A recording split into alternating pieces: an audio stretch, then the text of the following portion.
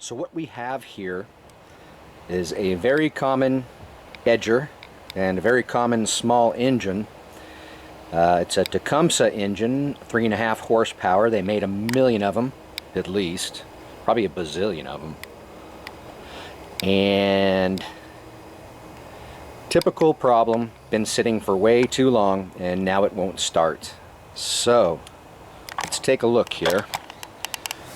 So this particular model, if I can show you here,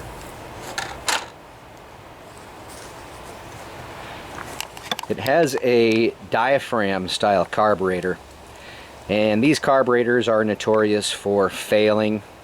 You know, you leave it sit for a year in your garage, you come out in the springtime, try to get it operating, and it won't start. The problem is in the carburetor. This is the air filter here, and you can just twist them off. They do make a rebuild kit for these carburetors, but in my experience it's not worth it.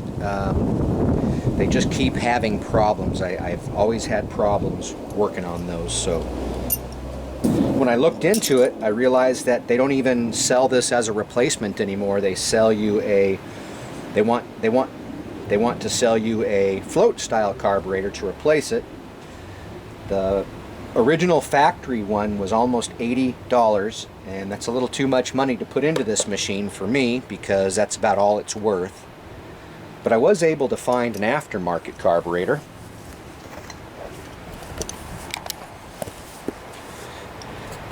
If you watch my videos, you know I'm not a big fan of aftermarket carburetors.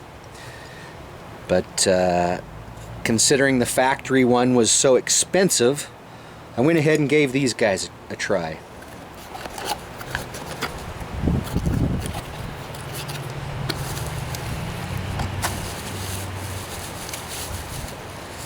Looks like they give you a gasket here too, but here you are. Looks like a fairly decent carburetor, so I'm hoping to have good luck with this. We'll find out. I'm always leery of aftermarket equipment. A lot of times it's so cheaply built, but this one looks like it's a little more quality than I've seen before, so let's see how it works. Now's a good time to take the fuel line off. I'll probably end up replacing it because it's pretty hard and brittle.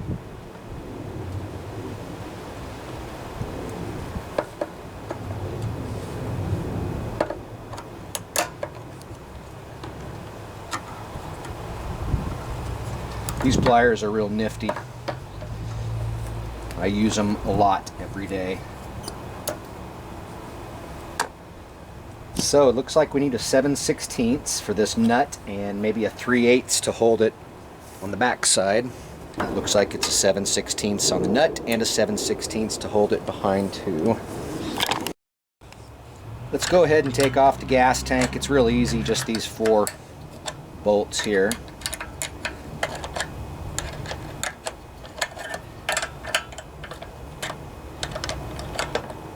My workbench is full of other projects right now. That's why I'm not working on my workbench. I know I say that every time I make a video, don't I, guys? But it's true. So I'll want to make sure and clean out this gas tank and let it sit in the sun, dry out completely. It's a 7/16. Let's just see if I can break it loose here. Maybe. Nope. Okay, so I got a 7/16, couple of 7/16 wrenches here.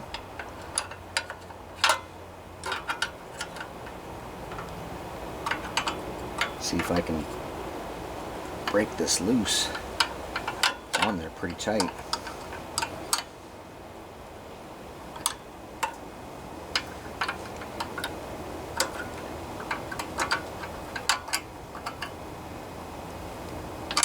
They don't give you much room, that's for sure.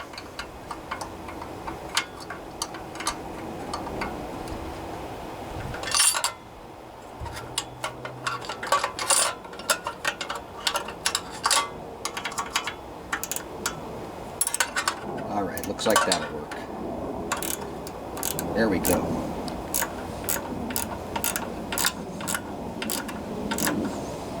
Dang.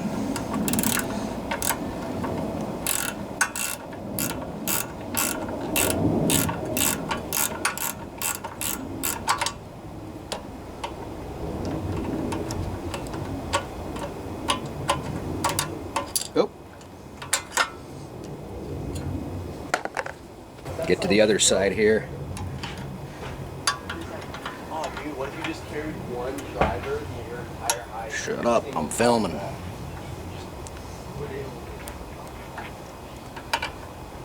All right, let's see here. Oh boy. Yeah, these carburetors were a pain in the butt. They were hard to tune, and I rebuilt one time and it just kept leaking. Wouldn't stop leaking. I couldn't get the diaphragm to seal. So they're just crap. Then it's Tecumseh, so what do you expect?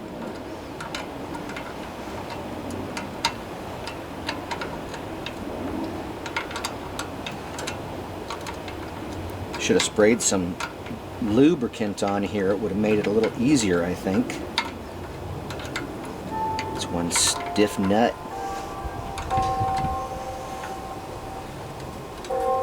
There we go.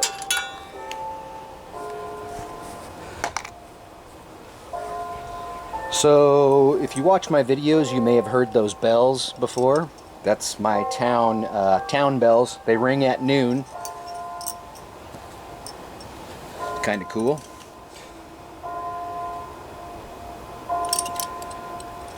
So to break this carburetor loose, we're just going to want to give it a little rap.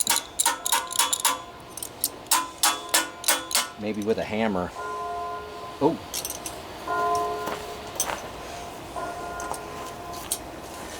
I just found a hammer. There we go. We're going to have to clean off this gasket surface. And we're going to want to make note where this linkage, which hole the linkage was in, so we don't forget. I don't know. With the new carburetor, we might go into a different hole. I'm not sure. All right, to the junk pile. Clean this off.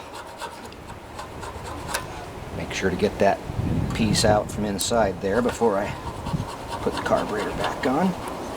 And you'll want to get rid of all the gasket. Try not to scratch it too much.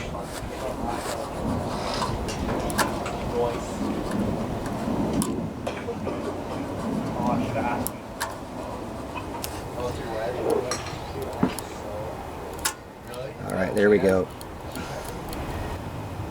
Alright, so I'm going to go ahead and put this linkage back in the hole that it came out of on the other carburetor. Looks like that's okay. Let's see here.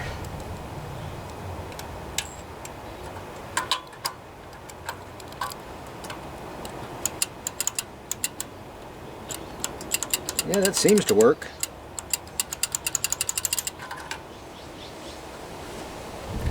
Have our new gasket here.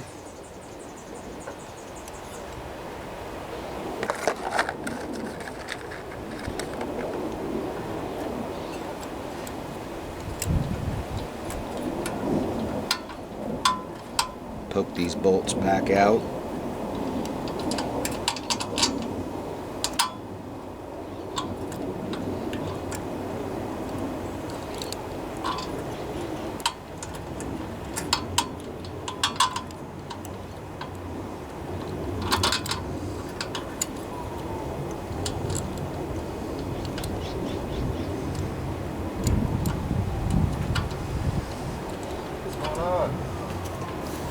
Hey Jacob, just doing a little filming here. Alright. Stop and say hi to a buddy there for a little bit.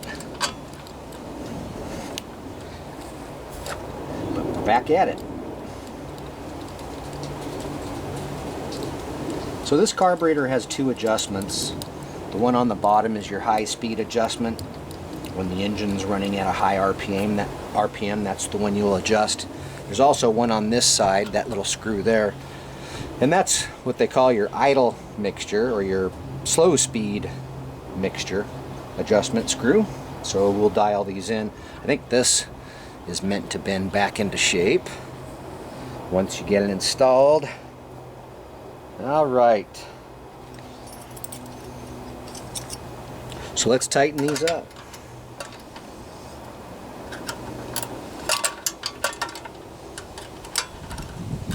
And I'll go back and forth, tighten them up each side a little bit at a time, just to make sure nothing gets bound up or anything.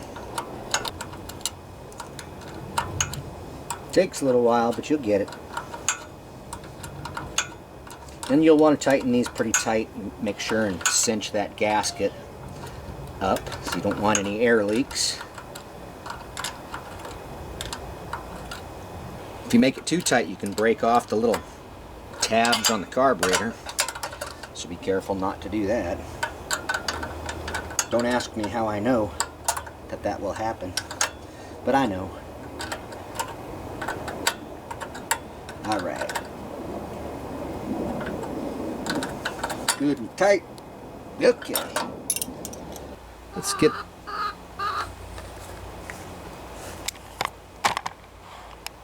Hey, what are you doing over there?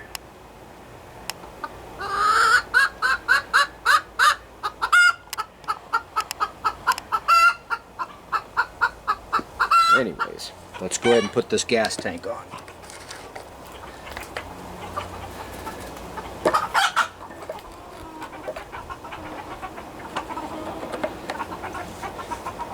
And look what we have here now. All the numb nuts are here.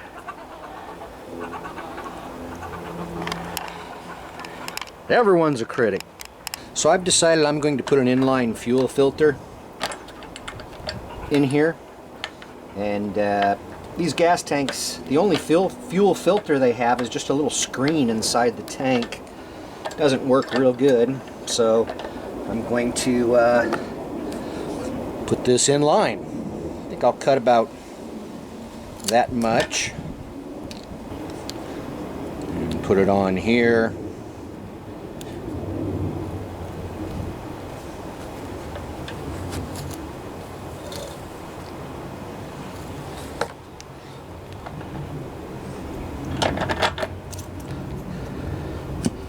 Then I'll run this up here.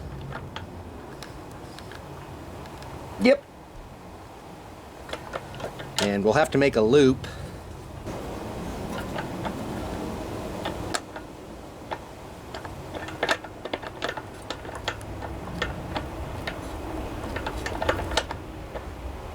Just like that.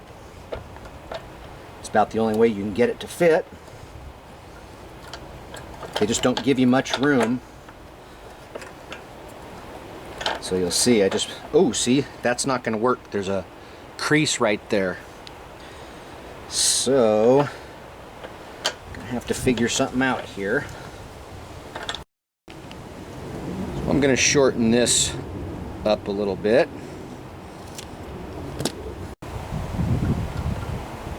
Put him on like that.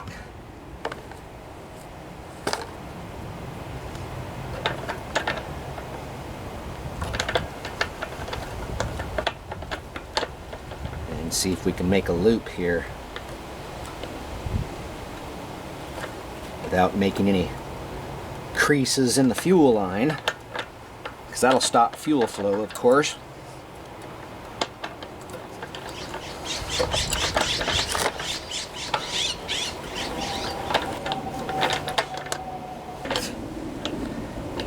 Alright, so there's no kink in the fuel line, so I think we're good.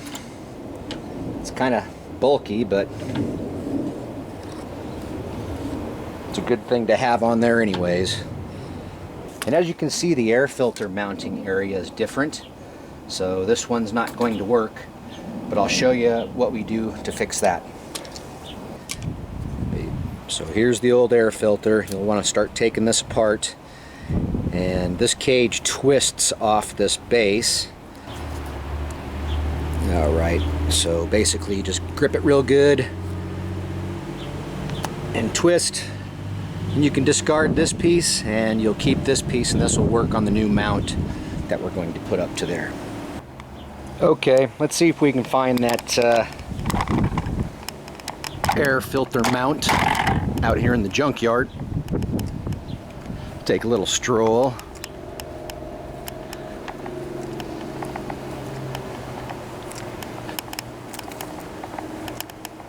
My junkyard's pretty cleaned out right now. A couple times a year I call the scrap guys and they come and haul away a bunch of mowers. Okay, so I see some Tecumseh engines here. That one's missing the piece I'm looking for. This one has a different style, so I could actually put this style of air filter on there if I wanted to. We might end up doing that. That one's a little more oval. This is the one I'm going to use if I can find the bracket or the mounting flange. I couldn't find exactly what I was looking for there, so I have one more place to look. Over in this little scrap pile.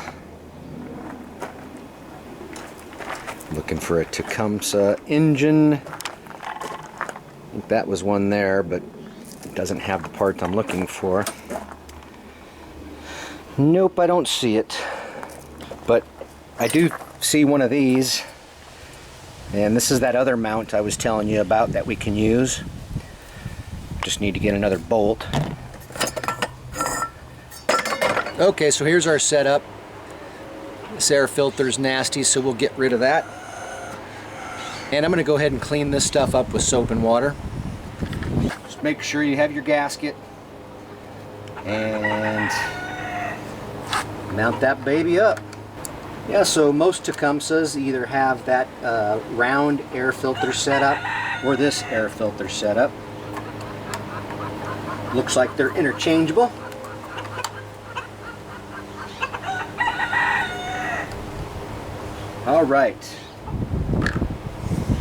Alright, time for a new spark plug and some gas. So I don't have the air filter in stock. The part number is 36905. I'll order one. It's okay to fire it up without it. So we're just kind of testing things out here to see if this machine will even run. It's been sitting for many, many years. And I'll want to make sure to check the oil level in it too, just to make sure it has oil. I have a Champion spark plug here. I only use NGK or Champion spark plugs. The number is, if you can see that, RJ19LM.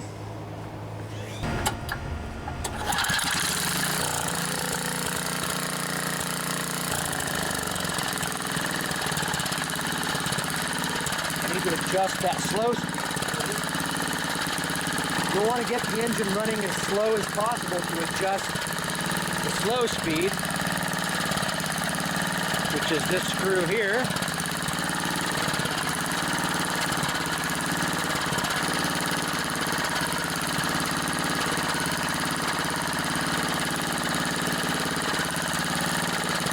That's about where it's good.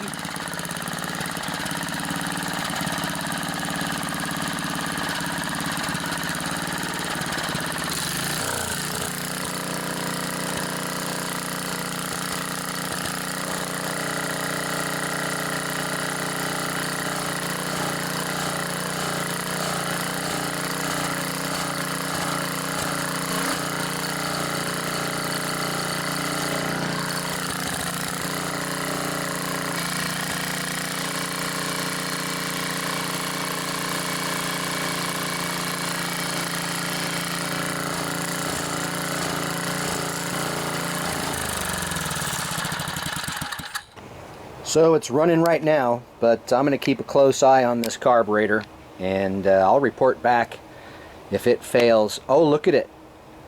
It is failing. It's leaking. What a piece of garbage.